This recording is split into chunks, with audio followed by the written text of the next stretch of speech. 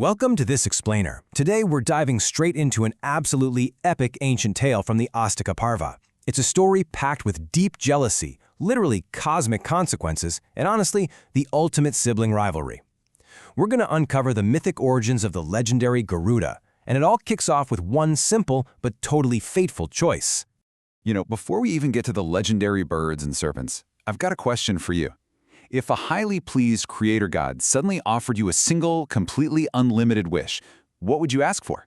Would you go for overwhelming quantity, or would you pick absolute dominating quality? Just kind of keep your answer in the back of your mind, because that is the exact dilemma the two sisters in our story are about to face. Section 1. The Sisters and the Boons. Kadru and Vinata's fateful choice.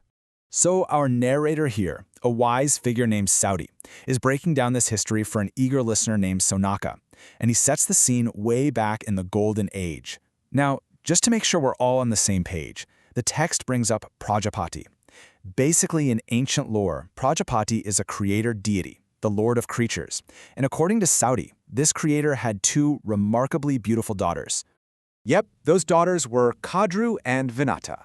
And they ended up marrying this incredibly powerful sage named Kasyapa. The text makes a point of telling us that Kasyapa was just deeply, profoundly pleased with his wives. So pleased, in fact, that he acts almost like a creator himself and offers to give each of these excellent ladies a divine blessing of their own choosing. Now, the text officially calls this offering a boon. If you're not familiar, a boon is essentially a divine wish or a massive blessing granted by a god or a super powerful figure. So you can imagine, when the sisters hear their lord is just going to hand them their ultimate desires, they are absolutely thrilled. Over the moon. Okay, let's dive into this, because this is where things take a really sharp turn. Kadru goes all in on sheer numbers. She asks for 1,000 snakes, all of equal splendor. Basically an army. But Vinata, she goes straight for dominance. She tells Kasyapa she only wants 2 sons, but those 2 sons have to completely surpass Kadru's 1,000 snakes in strength, energy, size, and prowess. So there it is, quantity versus quality. When Kasyapa hears this, he doesn't even blink. He just says, "Be it so." He gives Kadru her massive multitude, and he guarantees Vinata her 2 superior sons. Both women are ecstatic, thinking they've got exactly what they wanted. But Kasyapa drops one really strict command on them before he leaves. He says, "Bear the embryos carefully." And with that heavy warning hanging in the air, he literally heads off deep into the forest, leaving the sisters entirely alone to wait. Moving right along to Section 2, a 5-century incubation, the agony of waiting. All right, so we transition from the high of getting these incredible wishes granted straight into the grueling reality of mythic patience. It's actually kind of fascinating how organized they were about this. After a long wait, the offspring finally show up, but as eggs. Kadru produces a staggering 1,000 eggs, and Vinata produces her 2. Their maidservants carefully take all 1,002 eggs and place them separately into these warm vessels to incubate. And then, well, they sit, and they wait. And this brilliantly illustrates the mind-boggling scale of time in these ancient myths. We're not talking about waiting a few weeks, or months, or even a couple of decades. 500 years go by, literally half a millennium. Think about that the next time you're getting impatient waiting for your food to heat up.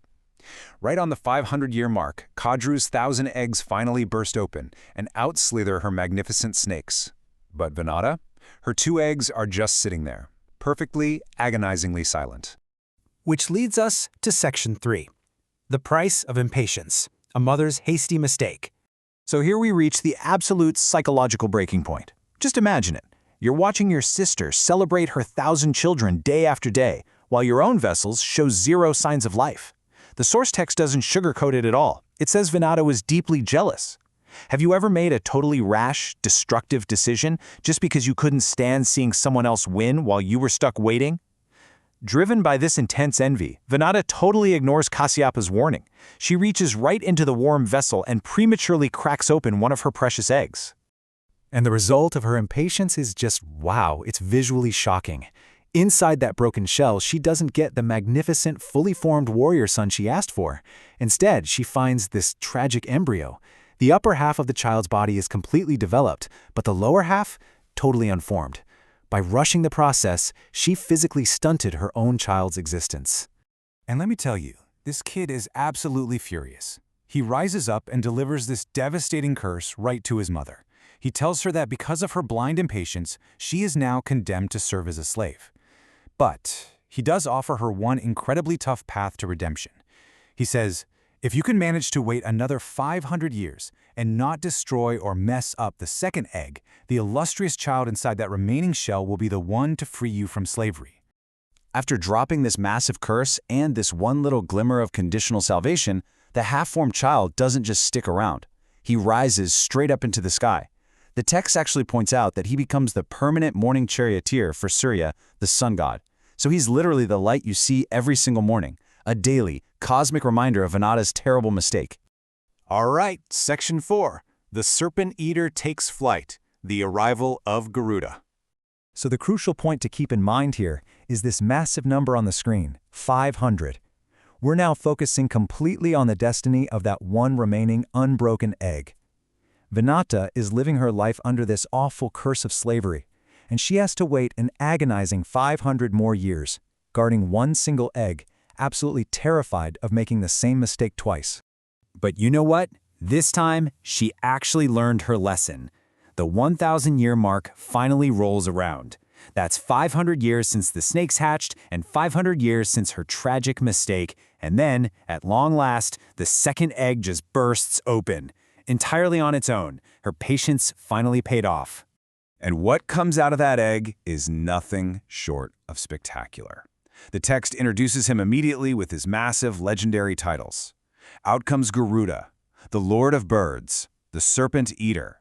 This right here is that ultimate quality Vinata asked for all those centuries ago. He is perfectly formed and immensely, almost incomprehensibly powerful.